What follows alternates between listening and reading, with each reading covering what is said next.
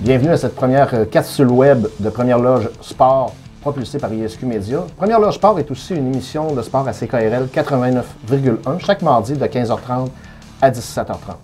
Aujourd'hui, c'est pas compliqué, on va vous parler des échanges des Remparts de Québec. Et avec moi, j'ai de parlonsjunior.com, Michael Coux. Salut Michael. Bonjour Dominique. Michael, Patrick Roy qui nous avait dit avant le début de la période des transactions qu'il ne ferait pas beaucoup de transactions. On a quand même fait beaucoup. C'est un total de combien? 14 transactions, puis 15 sont prend Oui, toute la c'est saison exactement. C'est ça, c'est beaucoup de transactions. C'est seulement sur les joueurs actifs, il y en a 9 qui ont quitté. Il y en a 9, c'est pratiquement le tiers de l'équipe, voire même presque la moitié. On va y aller, si tu veux bien, position par position. On va commencer par les gardiens de but. Derek Baribeau parti, Anthony Maroney parti, mais pour deux raisons totalement différentes. Anthony Maroney, je ne me trompe pas, c'est parce qu'il va être 20 ans l'an prochain, puis on ne voulait pas s'enlever un casier de 20 ans. Exactement. C'est un joueur de 19 ans présentement. Roy l'adorait, il adorait son éthique de travail. C'est un gardien qui est travaillant. Par contre, effectivement, l'année prochaine, il va juste sur ses 20 ans. Donc, probablement que Patrick Roy n'était pas sûr de pouvoir le garder dans son équipe. Donc, il a préféré l'échanger. Derek Baribeau, sans être indiscipliné, c'est quand même un bon gardien. Peut-être inconstant quelquefois. Je me trompe-tu ou sa blessure lorsqu'il l'a frappé avec une main sur un mur puis ça l'a mis à l'écart, je pense, pour 6 semaines? C'est peut-être ça qui l'a sorti de Québec? Je ne sais pas si c'est exactement ça. Par contre, évidemment, comme il a 19 ans et qu'il va probablement jouer professionnel l'année prochaine, Roy ne veut pas prendre le risque de le garder, de le perdre l'année prochaine pour rien. Donc, il l'a échangé au Drakkar en retour d'un autre joueur de 19 ans, d'un gardien de 19 ans, mais que lui pourrait potentiellement revenir dans la Ligue en 20 ans. En 20 ans. Kyle Jesseman. Kyle Jesseman. Et celui-là qu'on est allé chercher, moi, ça me surprend toujours des échanges avec Rimouski parce qu'on sait la rivalité qu'il y a entre ces deux organisations-là. Puis là, je vais faire bien attention de prononcer son nom. Carmine Anthony Pagliaro. Mon Dieu, ça doit être payant Scrabble, ce nom-là. On parle quand même d'un bon gardien de but, un bon potentiel. Il pourrait être là lui aussi l'an prochain. Là. Puis d'ailleurs, au moment où on se parle, on est le 6 janvier aujourd'hui. Il y a déjà eu les 2 dernières victoires des Remparts. Oui. Donc, c'est un bon retour sur l'investissement. Pour ça, oui, exactement. Je pense qu'il donne beaucoup à Patrick présentement. D'ailleurs, que justement, l'autre gardien, Kyle Jesseman, a des débuts difficiles avec les Remparts en ce moment. Donc, c'est une belle police d'assurance de l'avoir sur le banc. Oui, évidemment, sur le jeu le plus souvent possible. Oui, évidemment, il pourrait être peut-être même qui sait commencer les séries s'il connaît une bonne fin de saison. Puis, il va être de retour assurément à 19 ans. Et là, je regarde du côté des défenseurs. Bon, on a le jeune défenseur Nicolas Savoie, qui est le premier choix de l'année dernière, dans le fond. Lui, on le sait, ça va être le défenseur numéro 1 pour quelques années à venir avec les Remparts. Le vétéran Sam Dunn, au moment où on se parle, va rester avec l'équipe. Mais là, on est allé chercher quand même d'autres défenseurs. Là. Il y a celui qu'on est allé chercher dans l'échange de Louis-Philippe Côté. Parce que là, Louis-Philippe Côté, il faut que les gens comprennent une chose. On ne l'a pas échangé par indiscipline. C'est au contraire, c'est Rouen Noranda qui a contacté Patrick Roy. Et avec l'offre qu'on a eue, on est allé chercher beaucoup de choix. Puis également le jeune défenseur Roman Rosinski qui est présentement blessé. J'aimerais un peu que tu me décortiques cet échange-là. Oui, c'est ça, c'est la clé, je pense, dans la transaction, plus évidemment les 3 choix que Patrick va pouvoir avoir pour Louis-Philippe Côté. Par contre, pour revenir à Roman Rosinski, c'est un jeune de 16 ans, puis je pense que Patrick Roy croit beaucoup en lui. Même s'il est blessé au dos, il va revenir seulement dans 2 mois. Okay. Patrick Roy voulait l'avoir dans la transaction. Donc, il y a sûrement eu des petits contacts avec Rouen Noranda pour dire que ce défenseur-là serait un bon défenseur d'avenir. Et là, si on regarde les autres joueurs qui sont partis là, du côté des Remparts, et c'est pas n'importe lesquels, bon, on vient de parler de Louis-Philippe Côté, il y a Michael Robidoux. Ça a surpris pas mal de gens parce que, bon, il a été suspendu. On sait qu'il y a eu une longue suspension au début de la saison. Mais c'était quand même un joueur d'énergie qui était apprécié des gens à Québec. Là. Oui, du côté des partisans, très apprécié. C'est un joueur aussi qui était, je pense, qui était bien impliqué dans la communauté. Par contre, Roy voulait changer un petit peu la mixture de l'équipe. Il aimait peut-être un peu moins son côté indiscipliné. Donc, il voulait changer un peu l'image du côté des Remparts pour avoir une équipe plus disciplinée en vue des séries. Parce qu'évidemment, avec le classement, ça va être difficile en première ronde. Donc, je pense qu'il voulait améliorer ce côté-là. Il y a Chris Huntley, lui, qui est parti du côté des Maritimes. Lui, je pense qu'il avait carrément demandé un échange pour se retrouver proche de sa famille. C'est un gars des Maritimes. Oui, exactement. On lui a rendu service. Exactement. Michael, pour ce qui est des échanges d'Olivier Mathieu et de Benjamin Gagné, le capitaine, sans trop se tromper, je dirais pas que c'est ça la raison primordiale, mais je pense que l'indiscipline n'a pas aidé dans le cas de ces 2 joueurs-là, même s'ils sont quand même très talentueux. Celui-là peut jouer un rôle, c'est certain. Dans le cas de Benjamin Gagné, c'est certain que sa dernière performance à Québec avant les fêtes n'a pas aidé à sa cause, en ayant 2 punitions contre le dernier match contre Chicoutimi. Donc, c'est sûr que ça n'a pas dû aider. Heureusement, il va devoir terminer sa carrière à Saint-Jean en tant que joueur de 20 ans. Pour Olivier Mathieu, possiblement aussi que son côté discipliné a pu jouer un rôle. Par contre, il y a quand même un bon retour aussi. Ouais, Il y a ça un reste choix un joueur de talent. Là, oui, il y a un choix de deuxième ronde en retour. Puis il y a le défenseur aussi, Adam Gaudreau, qui, comme Patrick Roy a mentionné, peut jouer autant à l'attaque qu'en défense. Donc, il peut épauler du côté de la profondeur. Oui, parce que ça, c'est une munition de plus. Là, surtout quand tu arrives vers la fin de la saison, début des séries, tu as besoin d'un joueur qui peut soit pallier une blessure à défense ou jouer sur un quatrième trio à l'avant. C'est rare qu'une équipe peut avoir ce genre de joueur de qualité-là.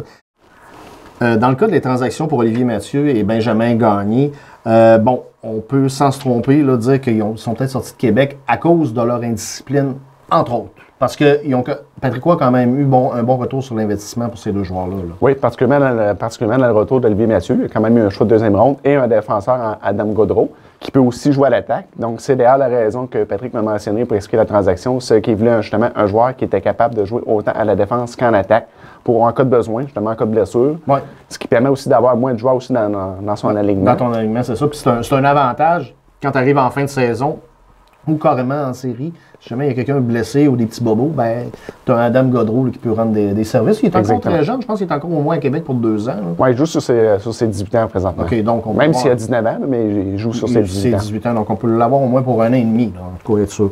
Et puis, l'autre qui a quitté, c'est Braden Virtue. Bon, ça avait été un projet de Philippe Boucher.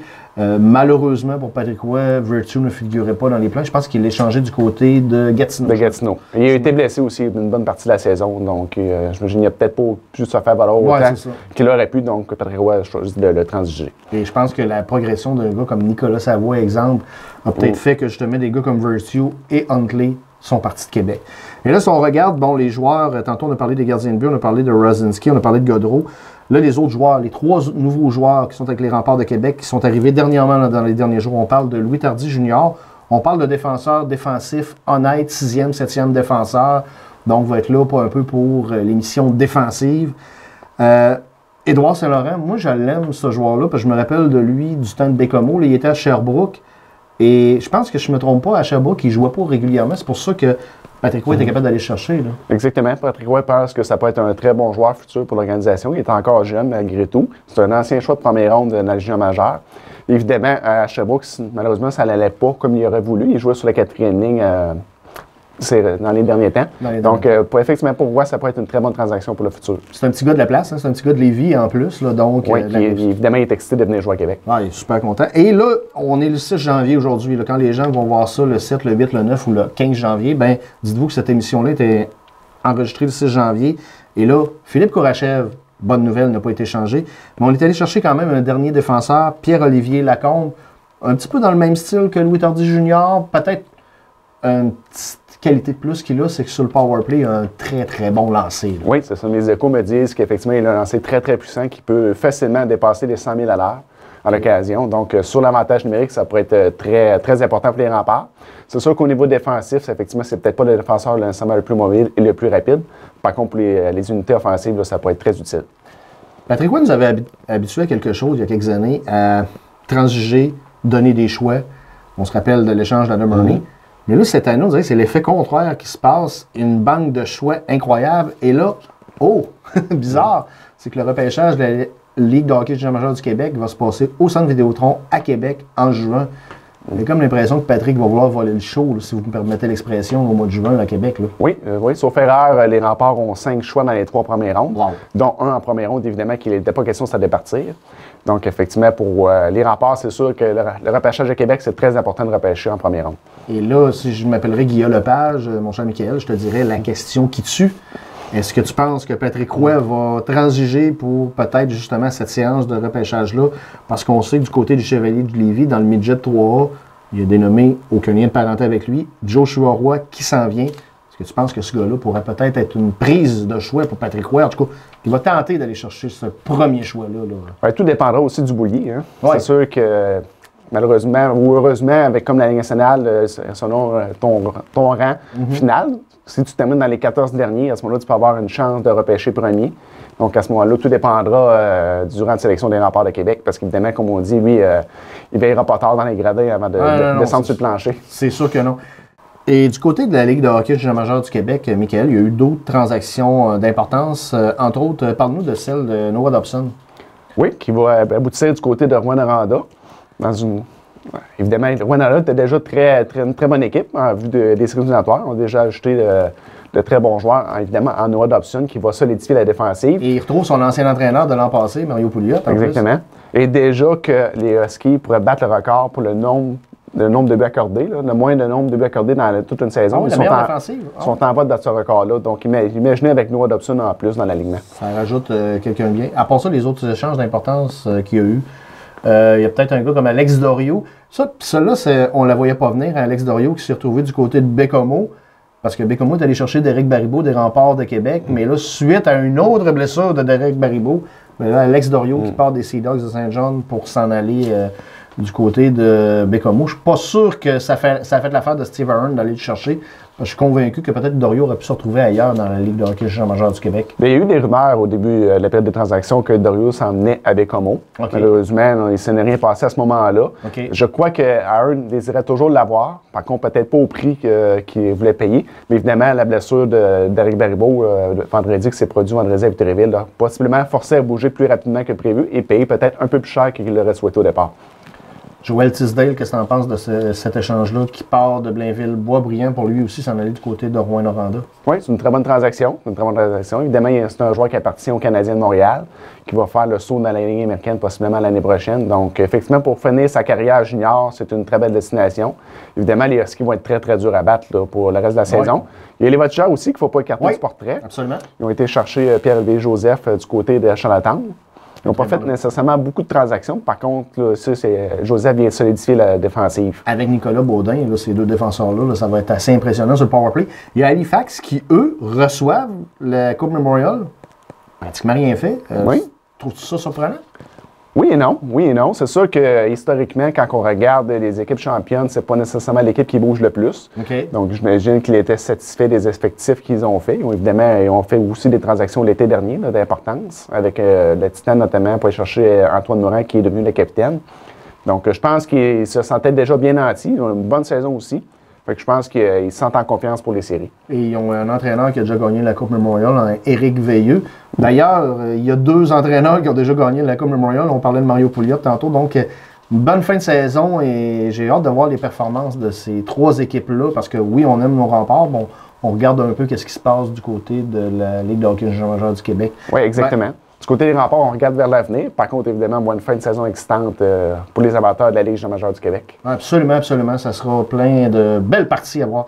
Ben, merci beaucoup, Michael, pour toutes ces informations. Et voilà, c'est ce qui termine cette première édition de Première Loge Sport propulsée par ISQ Média. Je vous rappelle qu'aussi cette émission est sur les ondes de CKRL 89.1 chaque mardi de 15h30 à 17h30.